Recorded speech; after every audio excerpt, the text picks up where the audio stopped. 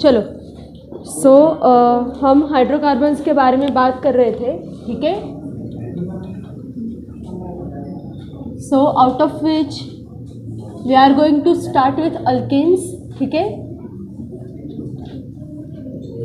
हमने इसका क्लासिफिकेशन पूरा कंप्लीट किया है, राइट। अब यहाँ पे आगे थोड़ा सा आपको इसके स्ट्रक्चर के बारे में, ओके, उसका फिशर प्रोजेक्शन फॉर्मूला कैसा है, ओके, उसका न्यूमन प्रोजेक्शन फॉर्मूला कैसा है, इसके बारे में थोड़ा सा डिस्क्रिप्शन दिया है, but that we are going to skip because हमने पहले वाले लेसन में, इसके पहले जो लेसन था उसमें इथेन के बारे में काफ़ी कुछ बात की है, ठीक है। न्यूमन प्रोजेक्शन का चार्ट है ना आपके पास, राइट। तो यही यहाँ पे रिपीट किया है, अलग से कोई बात यहाँ पे इन लोगों ने दी नहीं है, ठीक है। पर एक सिर्फ शॉर्ट रिवीजन के लिए या कंसेप्ट समझने के लिए कि जब आप इथेन मॉलिक्यूल ऑब्जर्व करते हो, मीथेन में आपको कन्फर्मेशंस दिखेंगे क्या? मीथेन में देख सकते हैं आप कन्फर्मेशन? नहीं देख सकते, राइट, बिकॉज सिंगल कार्बन है, वो क्या किसके साथ बॉन्ड फॉर्म करेगा, राइट। सो इट हैज सिर्फ हाइड्रोजन बॉन्ड है, उसमें कार्बन 4 हाइड्रोजन को लिंक्ड है, ठीक है। सो मीथेन में आप कोई भी कन्फर्मेशन देख नहीं सकते, but you can see conformational change in ethane molecule, okay. ये कन्फर्मर्स क्या होते हैं? कन्फर्मर्स किसे बोलते हैं हम लोग? जहाँ जहाँ कभी भी आपको ये ऐसा मोर ऐसा दिखाई देगा ना, इसका मतलब है फॉर्म, ठीक है। अब यहाँ पे कॉन्फॉर्मर्स, इसका मीनिंग क्या होता है कि स्ट्रक्चरल आइसोमर्स। ये समझ में आया कि they have different structure but all together molecular formula is same. Those are known as conformers, okay. And when they are undergoing some kind of change, structural change, that change is known as conformational change, ठीक है। सो ये terminologies है, ये हमें समझनी है, okay. अब यहाँ पे न्यूमन प्रोजेक्शन फॉर्मूला का हमने बहुत बड़ा सा चार्ट ड्रॉ किया था, राइट। तो ये ऐसे स्ट्रक्चर्स हमें दिखाई क्यों देते हैं, या ऐसे कन्फॉर्मर्स हमें दिखाई क्यों देते हैं? जब भी कभी हम ऐसा बॉन्ड इमेजिन करते हैं, व्हाट डज दैट मीन? ऐसा बॉन्ड तैयार क्यों होता है? ऐसा एक कार्बन होता है, दूसरा कार्बन, और इन दोनों के बीच में से एक लाइन होती है क्या? ऐसा सच में होता है क्या? नहीं होता है। जैसे मैंने आपको एक बार इक्वेटर का एग्जांपल दिया था कि हम ऐसा कहते हैं कि इस विलेज से इक्वेटर पास होता है, इसका मतलब क्या है कि किसी ने स्केल और पेंसिल लेके वहाँ पे ड्रॉ किया है क्या? नहीं। पर हम क्यों ऐसे, हम अर्थ के स्फीयर पे, ये तो वो होता है ना, स्टडी के लिए स्फीयर होता है, उस पर ऐसे इक्वेटर ड्रॉ किया होता है, तो ये इमेजिनरी लाइन होती है। समझ में आया? ये इक्वेटर क्या होता है? इमेजिनरी लाइन होती है जो उस विलेज से पास होते हैं, और वो समझने के लिए हम अर्थ के स्फीयर पे वो ड्रॉ करते हैं, राइट। वैसे ही होता है ये जो बॉन्ड है एनवायरनमेंट में, एक कार्बन यहाँ पे है, दूसरा कार्बन वहाँ पे है, और उन दोनों के बीच में ऐसे कोई लाइन है, ऐसा नहीं होता है। समझ में आया? That is imaginary line. तो फिर क्या होता है बॉन्ड, मतलब एग्जैक्टली क्या होता है? ओके, सो ये जो कार्बन है इसका कोई तो एक एटॉमिक स्ट्रक्चर होगा, ओके। इस दूसरे कार्बन का भी कुछ एटॉमिक स्ट्रक्चर होगा, तो उसके जो ऑर्बिट्स होते हैं ना, ऑर्बिट्स, ओके, उनका यहाँ पे ओवरलैपिंग होता है, होगा ना, क्योंकि इलेक्ट्रॉन्स शेयर कर रहे हैं वो लोग। समझ में आया? सो इलेक्ट्रॉन्स शेयर कर रहे हैं तो ऑर्बिट्स का ओवरलैप हो रहा है। So that is nothing but the bond, that is the reason for formation of bond. समझ में आया? सो केमिस्ट्री को सिर्फ नोटबुक और टेक्स्ट बुक में ऐसा लिखा है कुछ, तो ऐसा मत सोचो, उसको एक्चुअली एनवायरनमेंट में वो मॉलिक्यूल कैसा एग्जिस्ट कर रहा होगा, ऐसे कुछ तो सोचो। समझ में आया? Yes, your imagination has certain limits right now, क्योंकि आपने इतना कुछ भी पढ़ा नहीं है उसका, ओके। पर start thinking like that, so that when you are going to study in depth you will get help from your imagination also. समझ में आया? ओके, सो ये जो स्ट्रक्चर्स वाला पार्ट है, ये सारा हम क्या करने वाले हैं, अभी के लिए स्किप करने वाले हैं, क्योंकि ये सारा पार्ट हमने basic concepts of organic chemistry में पूरा का पूरा कवर किया है। तो फिर अब हमें कहाँ से स्टार्ट करना है? We are going to start with the industrial importance and preparation of alkane. अब एक बात समझो, आगे अब 11th में आपको ये एक ही लेसन है ऑर्गेनिक केमिस्ट्री का, जिसमें भर भर के रिएक्शंस है, पर जब 12th स्टैंडर्ड में जाओगे तब आपको एक पूरा सेट है, ठीक है, पूरा सेट आपको स्टडी करना है। किसका? ऑर्गेनिक केमिस्ट्री के लेसन्स का। उसमें सबसे पहले आपको हैलोजन डेरिवेटिव स्टडी करने हैं, फिर अल्कोहल फिनॉल ईथर है, फिर एल्डिहाइड कीटोन कार्बोक्सिलिक एसिड, उसके बाद अमाइन, उसके बाद बायोमोलिक्यूल। ये इतना पूरा सेट स्टडी करना है। इसके ही 4-5 लेसन है इसके, different 5 lessons are there. Okay, तो इन सब लेसन्स का एक पैटर्न होता है। ओके, वो समझने की अभी के अभी कोशिश करो। क्या पैटर्न होता है वो? उसमें सबसे पहले आपको उस कंपाउंड, वो जो कंपाउंड है उसके बारे में थोड़ा सा पढ़ना होता है कि ताकि उसका फंक्शनल ग्रुप क्या है। ओके, वो एग्जिस्ट कहाँ पे करता है, उसके बेसिक कंपोनेंट्स क्या है, ये पहले आपको स्टडी करना है, राइट। उसके बाद you are going to study the classification system of that particular compound. Okay, कि क्लासिफिकेशन क्या होता है, कैसे कर सकते हैं हम इस कैटेगरी के कंपाउंड्स को क्लासीफाई। उसके बाद आता है प्रिपरेशन। ओके, इवेंट समझो क्योंकि आगे आपको यही करना है। ओके, फिर आता है preparation. What do you mean by preparation? कि उस कंपाउंड को बाकी के कंपाउंड के हेल्प से प्रिपेयर कैसे कर सकते हैं, right. And ultimately it comes with chemical properties. So chemical properties क्या होती है कि मेरा जो प्रिपेयर किया गया कंपाउंड है वो बाकी के कंपाउंड्स के साथ रिएक्ट कैसे करेगा और क्या प्रोडक्ट वो देता है। Okay, it's the study of chemical properties. और फिर बाद में उसके फिजिकल प्रॉपर्टीज़ का स्टडी करना पड़ता है, मतलब उसका बॉइलिंग पॉइंट क्या है, सॉलिड है तो मेल्टिंग पॉइंट क्या है, उसकी सोल्युबिलिटी कैसी है डिफरेंट सॉल्वेंट के साथ। Okay, this is the pattern of to study organic chemistry lessons. ये समझ में आया? इतना अभी के लिए 11th स्टैंडर्ड के लिए आपको सिर्फ इतना ही एक लेसन है, पर आगे जाके मैंने जैसे आपको बोला 5 लेसन है ऑर्गेनिक केमिस्ट्री के। ओके, पर ये जो लेसन है ना, ये अभी से इतना अच्छा तैयार करो ना कि 12th में आपको कोई प्रॉब्लम ही आना नहीं चाहिए। क्योंकि 12th में अगर आप टेक्स्ट बुक देखोगे ना तो आधा पार्ट इस लेसन से ही रिपीटेड है। ओके, बार बार उन लोगों ने बोला कि refer chapter number 15 this section for this reaction, इतने बार बोला है उन लोगों ने। तो ये लेसन अच्छे से पढ़ो, बहुत ही अच्छे से इसको स्टडी करो। और हम स्लो लेने वाले हैं, रिएक्शन हम स्लो लेंगे। ओके, और जब यहाँ पे हम रिएक्शन लेंगे ना तभी वो रिएक्शन माइंड में फिक्स करो। समझ में आया? ओके, सो अब यहाँ पे थोड़ा सा इसका इंडस्ट्रियल इम्पोर्टेंस क्या है वो देखते हैं कि अल्केन क्या होते हैं एक्चुअली। ये आपको माइंस में मिलते हैं। ओके, क्रूड पेट्रोलियम सोर्स जो होता है वो अल्केन का होता है and that's why alkanes are good fuel. Okay, पता है ना, अच्छा फ्यूल होते हैं वो। मीथेन पहला ही कंपाउंड लो, अच्छा फ्यूल है वो। कैसे बनता है मीथेन? बायोगैस सुना है, राइट। बायोगैस में क्या होता है? मीथेन ही तो होता है। ठीक है, सो इसमें high temperature and pressure condition में इनको हम कंप्रेस कर सकते हैं। ठीक है, ये जो generally alkanes are gases, okay, but on compression they can converted into liquids also, right. अब यहाँ पे क्रूड ऑयल का अगर आपने ये देखा, फॉर्मुलेशन देखा, तो आपको उसमें अल्केन के डेरिवेटिव्स मिलेंगे। ठीक है, सो इसके लिए एक टेक्निक यूज़ की जाती है, that is you have learn that technique, that is fractional distillation. इनको प्योर करने के लिए और एक्सट्रैक्ट करने के लिए फ्रैक्शनल डिस्टिलेशन यूज़ किया जाता है। बट ऑब्वियस अब ऑयल का सोर्स है आपका, ऐसा आप कह सकते हो क्या कि इसमें सिर्फ अल्केन प्रेजेंट है? ऐसा तो नहीं होता ना, इसमें बहुत सारे कंपोनेंट्स भी प्रेजेंट होते हैं। तो आपको वो सारे कंपोनेंट्स अलग अलग सोर्सेस में चाहिए, तो वो आपको कैसे मिलेगा? Fractional distillation. Okay, differential distillation. समझ में आया? So now we are going to start with the methods of preparation of alkane. चलो तो अच्छा सा टाइटल बनाओ, methods of preparation of alkane. ठीक है,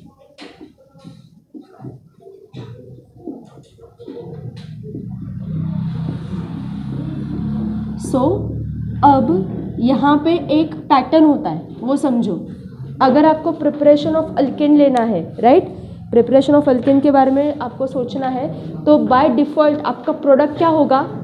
हर time, okay, every time your product will be alkyl group, right. Okay, पर अगर आप केमिकल प्रॉपर्टीज़ के बारे में स्टडी कर रहे हो, किसके? अल्केन्स के, तो आपका स्टार्टिंग कंपाउंड ये होगा और प्रोडक्ट दूसरा कोई तो और होगा।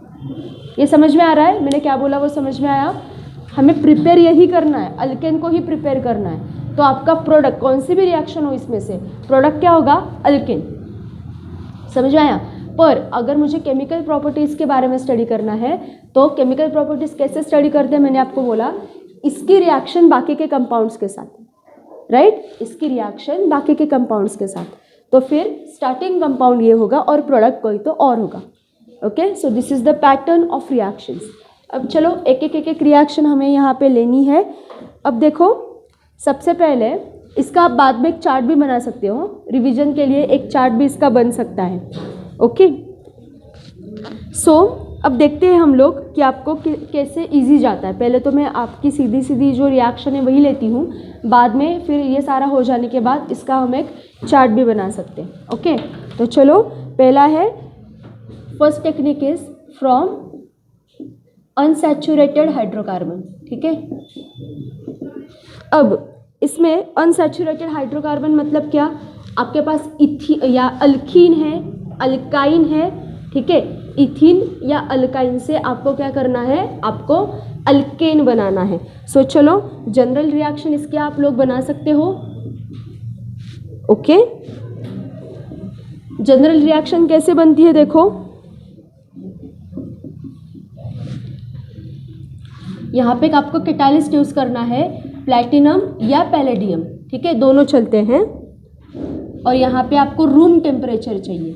ओके, और ये नहीं मिला तो निकेल भी चलता है। ठीक है, निकेल मेटल भी चलता है। और यहाँ पे ये कंडीशन आपको ध्यान में रखनी है कि यहाँ पे निकेल अगर आपने यूज़ किया, अच्छे से ध्यान दो, अगर आपने इसमें प्लैटिनम या पैलेडियम आपको नहीं मिला और आपने निकेल यूज़ किया ना, तो आपकी रिएक्शन रूम टेम्परेचर पे नहीं चलेगी। आपको उस कंडीशन में क्या करना पड़ेगा, एकदम हाई टेम्परेचर एंड प्रेशर लगाना पड़ेगा, क्योंकि जितनी इफिशियंसी प्लैटिनम और पैलेडियम की है उतनी निकेल की नहीं है। It can carry out the reaction but not with that efficiency. Okay, समझ में आया। अब ये जब हम लिख रहे हैं ना, तो यहीं के यहीं ये लर्न करने की कोशिश करो कि कौन से रिएक्शन के लिए कौन सा रिएजेंट है। समझ में आया। देखो, डबल बॉन्डेड कंपाउंड है, राइट, या बाद में ट्रिपल बॉन्डेड भी हो सकता है। अनसैचुरेटेड बोला इन लोगों ने, तो ये डबल बॉन्ड ब्रेक करने के लिए एनर्जी भी तो लगेगी ना, राइट, इतनी बड़ी एनर्जी लगेगी। सो दैट्स वाई आपको इफिशिएंट रिएजेंट चाहिए। समझ में आया, क्या चाहिए, इफिशिएंट रिएजेंट। और वो कौन है, हाइड्रोजन है। सो हाइड्रोजन की रिएक्शन है तो उसको क्या बोलेंगे, hydrogenation reaction. Okay, hydrogen add किया तो हाइड्रोजनेशन रिएक्शन या सिंपली रिडक्शन। ओके, हाइड्रोजन की एडिशन मतलब क्या, सिंपल रिडक्शन रिएक्शन है वो। जब आप रिडॉक्स रिएक्शन वाला चैप्टर पढ़ेंगे तब आपको ये समझ में आ जाएगा अच्छे से। ओके, तो फिर यहाँ पे आपको क्या मिलेगा, यहाँ पे सिंपली आपको मिलता है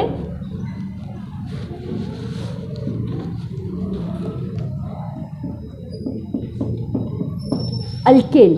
ठीक है, यहाँ पे सिंपली आपको मिलेगा alkane. So very simple reaction is there.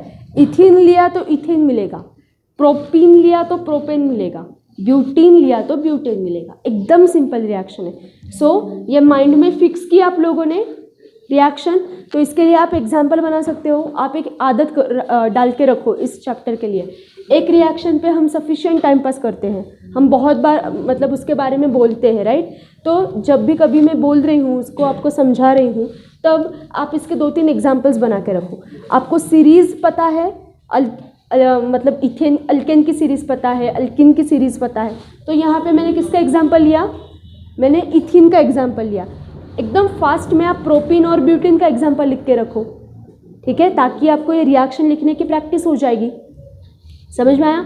चलो लिखो एकदम फास्ट, ब्यूटीन लिखो, प्रोपीन लिखो। प्रोपीन से प्रोपेन कैसे बनाएंगे आप, ब्यूटीन से ब्यूटेन कैसे बनाएंगे, लिखो।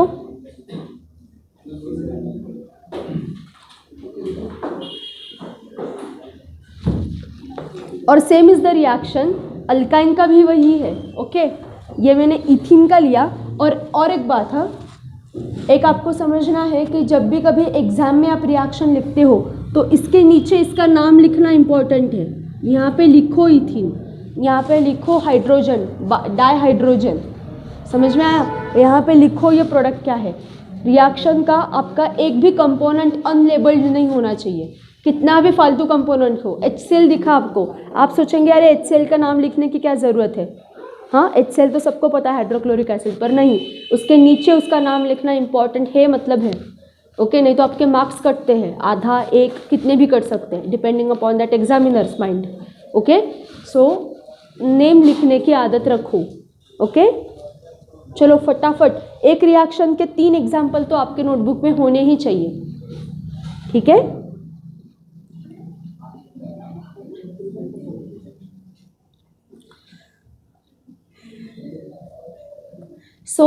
एकदम सिंपल है, अल्काइन की रिएक्शन भी वही है, ठीक है। अगर आपने यहाँ पे ट्रिपल बॉन्ड लिया, ओके, अल्काइन लिया, तो ये सारी कंडीशंस रिपीट होती है, सारी, ओके। और यहाँ पे आपको जब आप इथाइन लेते हो तो आपको यहाँ पे फिर से इथेन ही मिलता है, समझ में आया। Very simple reaction is that. 2-2, 3-3 products लिखने की, रिएक्शंस लिखने की आदत रखो, ओके।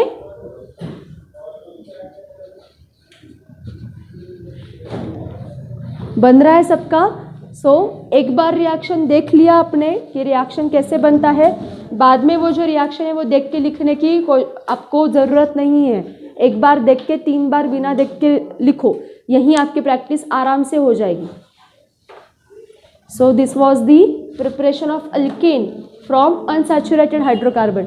अनसैचुरेटेड हाइड्रोकार्बन मतलब क्या, बाय अल्कीन एंड अल्काइन, ठीक है। इन दोनों को स्टार्टिंग लेके आपको क्या बनाना है, अल्केन बनाना है। माइंड में फिक्स हो गई ये रिएक्शन, सबको याद है, ठीक है। क्या क्या रिएजेंट्स है इसके, डाई हाइड्रोजन यूज़ किया है आपने, अलॉन्ग विथ एक तो प्लैटिनम यूज़ करो, पैलेडियम यूज़ करो, नहीं तो निकेल यूज़ करो। पर प्लैटिनम या पैलेडियम यूज़ किया तो रूम टेम्परेचर लगाओ, पर निकेल यूज़ किया तो हाई टेम्परेचर एंड प्रेशर लगा लो, ओके। ये ऐसे माइंड में फिक्स करो ये रिएक्शंस, ओके। नहीं तो बहुत डिफिकल्टी हो जाती है, ऐसे बहुत रिएक्शन आगे आने वाले हैं। हो गया है सबका। सेकंड क्राइटेरिया ले, okay. Second reaction is preparation of alkyl halide from preparation of alkane from alkyl halide, ठीक है।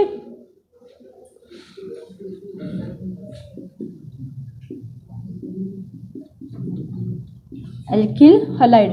अब ये एल्किल हलाइड क्या है, हेलोजन सुना है आप लोगों ने, हाँ, क्या होता है हेलोजन, यस, आप लोगों ने हेलोजन सुना है, क्या होता है, देखो, हाँ, दो इसमें इंपॉर्टेंट पार्ट है, एक है अल्केन, ओके, और दूसरा है हेलोजन, ओके। अब अल्केन में फॉर एग्जांपल मेरा है CH4, मीथेन लिया मैंने, और हेलोजन में मैंने लिया फॉर एग्जांपल ब्रोमीन, ठीक है। हेलोजन की सीरीज पता है ना, क्लोरीन, ब्रोमीन, आयोडीन, फ्लोरीन, ये सीरीज है वो, ठीक है।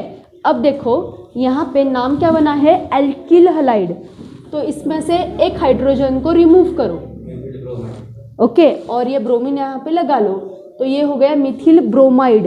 अब इसका जनरल फॉर्मूला क्या हो गया फिर अल्किल हलाइड का, ये R ग्रुप है, ओके, और हेलोजन को हम कैसे लिखते हैं, X, ओके। जनरल फॉर्मूला क्या हो गया अल्किल हलाइड का यहाँ पे फिर,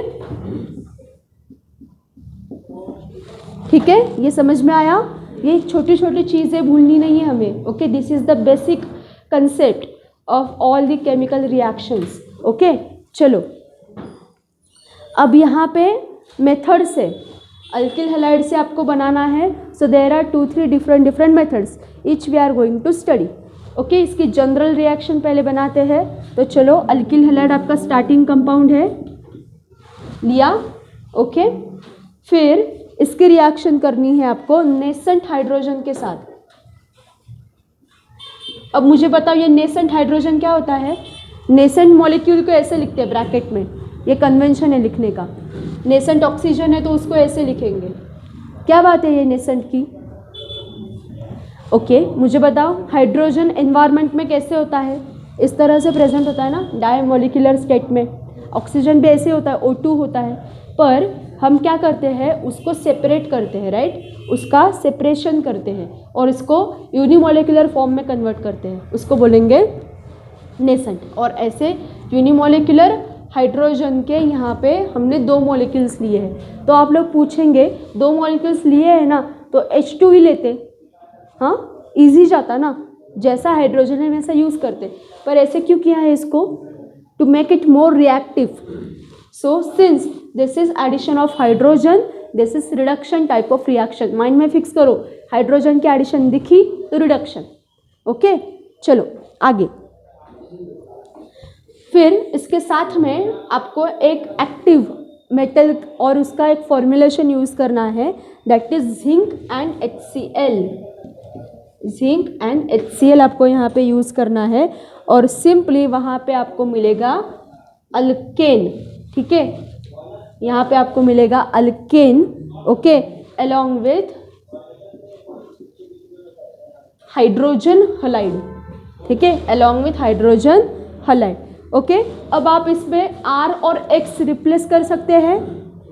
हाँ, चलो लगाओ, R के जगह पे लगा लो CH3 लगाओ और X के जगह पे लगा लो कोई भी आपका फेवरेट वाला. क्लोरीन लगाओ, ब्रोमीन लगाओ, आयोडीन लगाओ, जो लगाना है वो लगाओ और फिर ये रिएक्शन कंप्लीट करो. ये जो मैंने जनरल रिएक्शन यहाँ पे बनाई है, मैं यहाँ पे सिर्फ जनरल रिएक्शंस लिखने वाली हूँ. एग्जाम्पल्स आप लोग लिखेंगे. 2-3 एग्जाम्पल हर एक रिएक्शन के लिए हमें चाहिए. सो ये फॉर्मुलेशन याद रखो. अल्किल हलाइड यूज़ किया है तो जिंक एंड HCl यूज़ करना है. माइंड में फिक्स करो.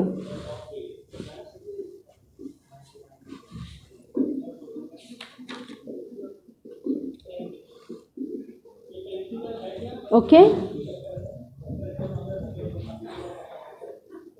और एक कंपाउंड लगा लो. R के जगह पे इथिल ग्रुप लगा लो. अब इथिल ग्रुप CH3 CH2.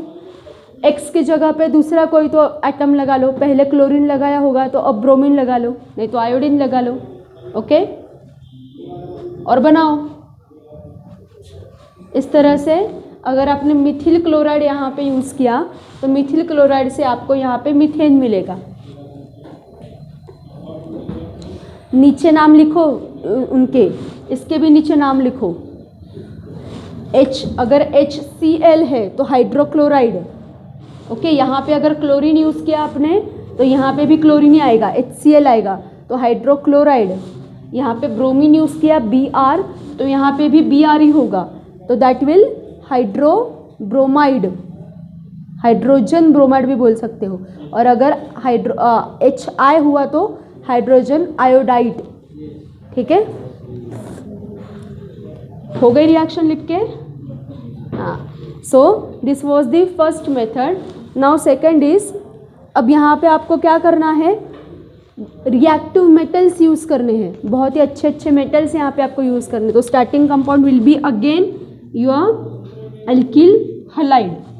ठीक है, अल्किल हलाइड लिया. फिर उसके साथ में आपको क्या करना है, सोडियम मेटल यूज़ करना है. ठीक है, क्या यूज़ करना है, सोडियम मेटल. और यहाँ पे कहने वाली बात यह है कि इसमें सिर्फ एक ही अल्किल हलाइड यूज़ नहीं करना है. यहाँ पे आपको 2 अल्किल हलाइड यूज़ करने हैं. पर सिर्फ इसको मैं थोड़ा सा ऐसे लिखती हूँ, उल्टा लिखा है, वही है सिर्फ उल्टा लिखा है. ओके, ऐसा क्यों किया है, क्योंकि यहाँ पे एक कॉम्प्लेक्स तैयार होने वाला है. कैसे, यहाँ का हलाइड, यहाँ का हलाइड और ये जो मेटल है ये सारे कंबाइन होने वाले हैं. ठीक है, हो गई कंबाइन. ठीक है, ये ऐसा यहाँ पे कॉम्प्लेक्स तैयार होने वाला है. और यहाँ पे एक आपको ध्यान में रखना है, देखो सोडियम मेटल की रिएक्शन जहाँ जहाँ होती है ना, सोडियम मेटल की, ये है सोडियम मेटल, तो उसकी जो रिएक्शन होती है ना, तो उसके फॉर्मुलेशन में एक कैरेक्टरिस्टिक कंपाउंड यूज़ किया जाता है, that is ether. But which ether, dry ether. Okay, so dry ether.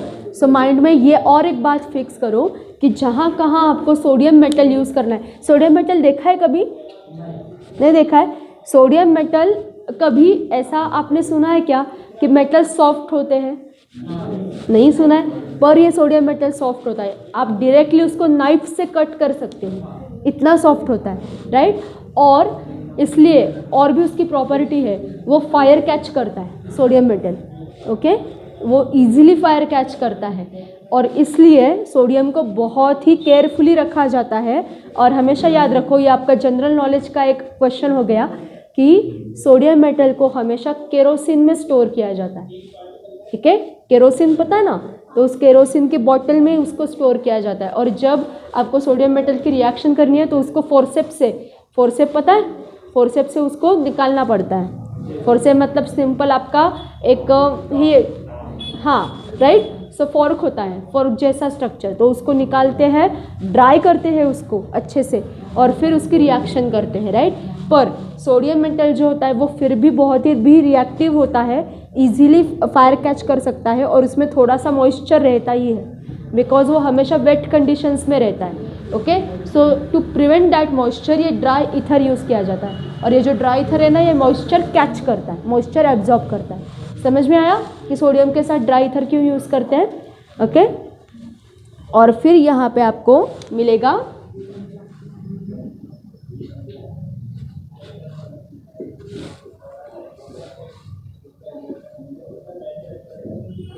Okay, this will be your general reaction. अब यहाँ से क्या समझना है इस रिएक्शन से कि यहाँ पे अगर आपने स्टार्टिंग आपने CH3 लिया, ओके, यहाँ पे भी CH3 है, सो दोनों कंबाइन होके यहाँ पे इथेन बनेगा। मतलब आपको लगेगा कि अरे मैंने मिथिल क्लोराइड लिया है, फॉर एग्जांपल यहाँ पे मैंने मिथिल क्लोराइड लिया है, तो यहाँ पे इथेन कैसे बना, वाई इथेन क्यों बना, क्योंकि यहाँ पे आपने 2 R ग्रुप्स लगाए हैं। समझ में आई है रिएक्शन। पर यहाँ पे आपको यहाँ पे जो R ग्रुप लगाना है वही R ग्रुप आप यहाँ पे लगाएंगे। ओके, चलो फिर इसके एग्जाम्पल्स लिखो 2-3, इथेन के लिखो, प्रोपेन के लिखो। ओके, थोड़े से इनसे बोर हो गए तो थोड़े से हायर वाले कंपाउंड्स लिखो, पेंटेन, हेक्सेन लिखा तो भी चलेगा। ओके,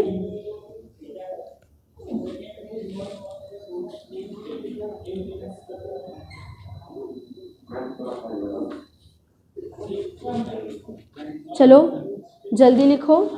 और फिर इसके बाद में आपको बहुत ही इम्पोर्टेंट रिएक्शन पढ़नी है कि जो हमेशा हमेशा पूछते हैं,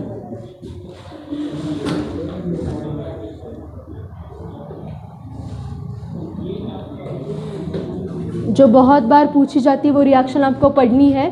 पर पहले इतना पार्ट कंप्लीट करो। एग्जाम्पल्स लिखो अच्छे से,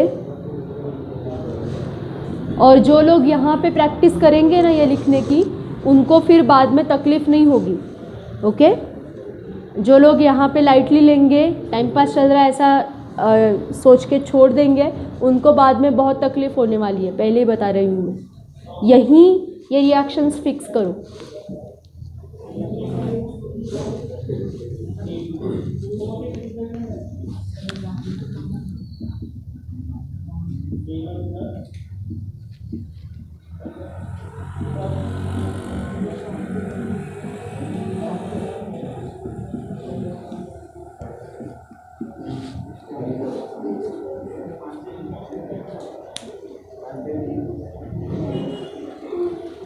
हो गया,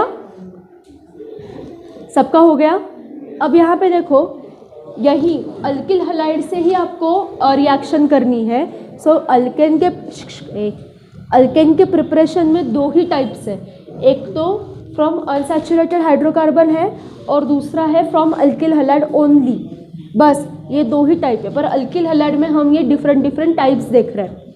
अब यहाँ पे एक ग्रिग्नार्ड नाम का साइंटिस्ट था, ठीक है, और उसने एक रिएजेंट ढूंढा और उस रिएजेंट को उसके ऑनर में ये नाम मिला, ग्रिग्नार्ड्स रिएजेंट। और ये ग्रिग्नार्ड रिएजेंट क्या होता है, माइंड में बोलो 4 बार। ये ग्रिग्नार्ड रिएजेंट 3 पार्ट से बना आया है।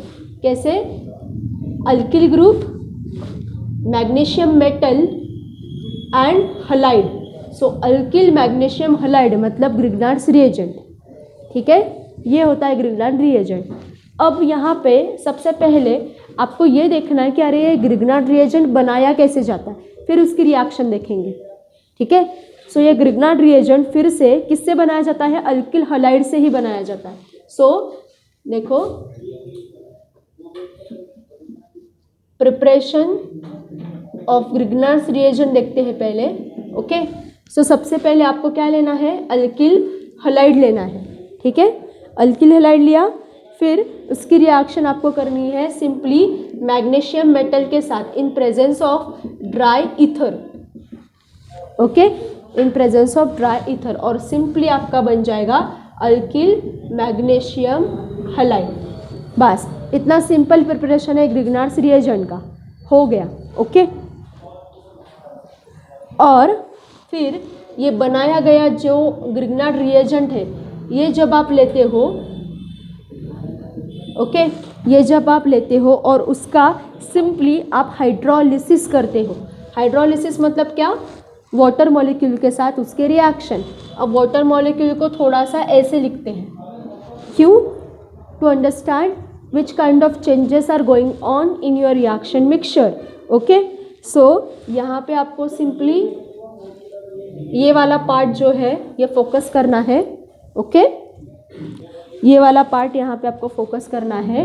और सिंपली एक बात ध्यान में रखो, जहाँ जहाँ सोडियम मेटल है या ये ग्रिग्नार्ड रिएजेंट है, जहाँ जहाँ ये ग्रिग्नार्ड रिएजेंट आए वहाँ वहाँ आपको कंपलसरी, मतलब कंपलसरी ड्राई ईथर यूज़ करना है।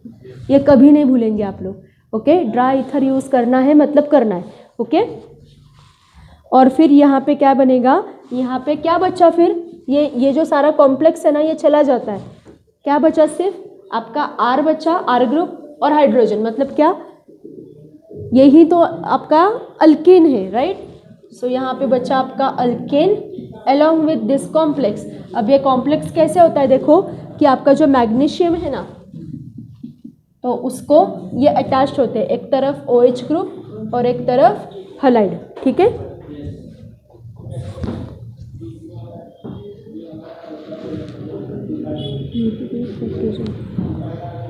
समझ में आया? ठीक है। सो अल्केन लिखना है ना आपको, तो ये RH इस तरीके से लिखते हैं, समझ में आया? चलो तो फिर R को, X को रिप्लेस करो आपके फेवरेट ग्रुप से। R के जगह पे लिखो जो आपको R ग्रुप लिखना है, मिथिल, इथिल, प्रोपिल, ब्यूटिल, जो लिखना है वो लिखो। क्या बनता है देखो, 2-3 रिएक्शंस लिखो।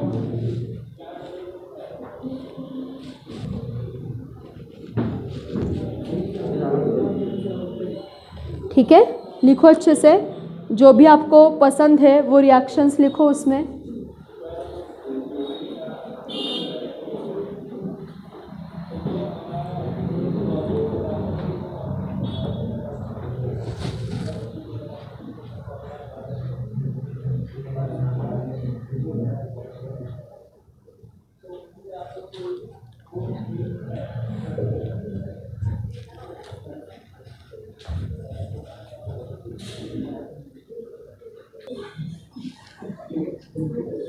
ओके, बस यहाँ पे अल्केन का प्रिपरेशन एंड होता है, बस खत्म हो गया।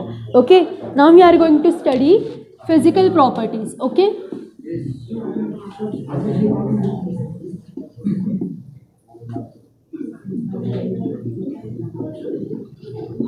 Okay, so there is one basic difference between physical properties and chemical properties. Okay, so कैसे पता चलेगा हमें कि ये जो पर्टिकुलर प्रॉपर्टी है ये फिजिकल है, दूसरी जो है वो केमिकल है? कैसे पता चलेगा?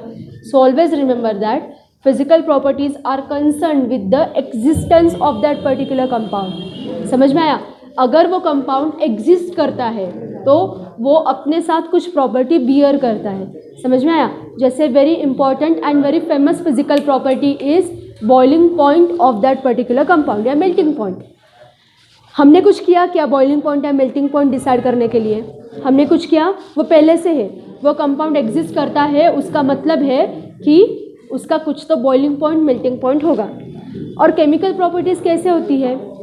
Chemical properties are related to the reactivity of that particular compound, कि वो दूसरे के साथ रिएक्ट कैसे करता है। जैसे ऐसा समझो कि एज ह्यूमन बीइंग मेरी खुद की अपनी अपनी कुछ तो प्रॉपर्टी है, that is physical property, but when I am exposed to some environment or when I am coming in contact with other human beings, मेरा behavior कैसा होता है? that are chemical properties. ये difference समझ में आया? ये ध्यान में रहेगा। Okay, so now we are going to study the basic physical properties of your alkanes, ठीक है। ये जो आपने इतने मेहनत से अल्केन बनाया है उसकी प्रॉपर्टीज़ क्या है, ओके।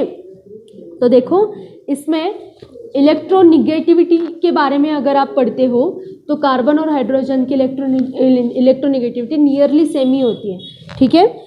सो यहाँ पे आपको एक बात ध्यान में रखनी है जो MCQs में पूछी जाती है, that is carbon hydrogen and carbon carbon they are non polar covalent bonds.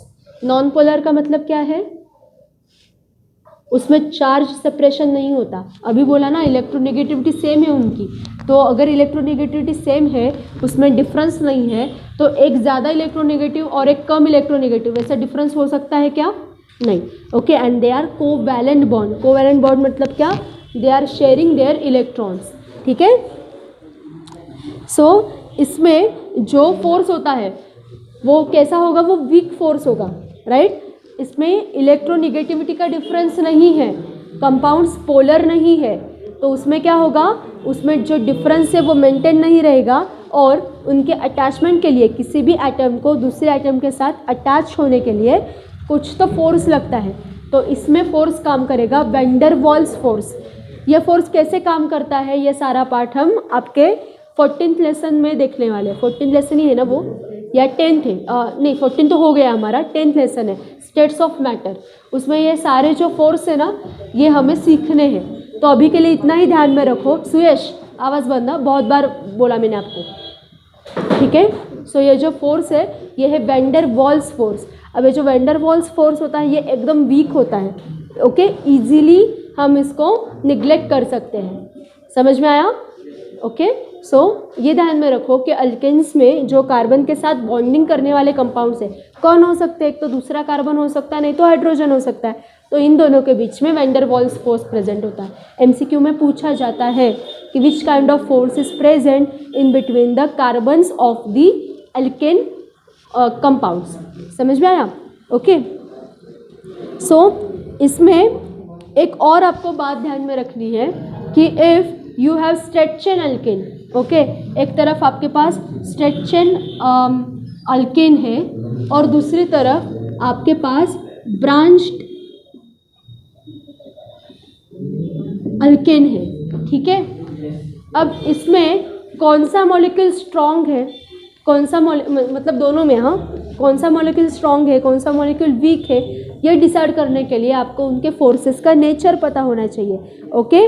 सो इसमें ब्रांच के कंपैरिजन में स्ट्रेट चेन जो अल्केन है ना उनमें intermolecular force of attraction strong होता है, राइट, समझ में आया।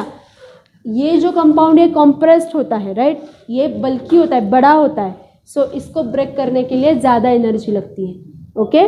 सब लोग अगर एक ही एरिया में है, सारे लोग अगर एक ही एरिया में है तो मुझे एक मैसेज पहुंचाने में इजी होता है, राइट।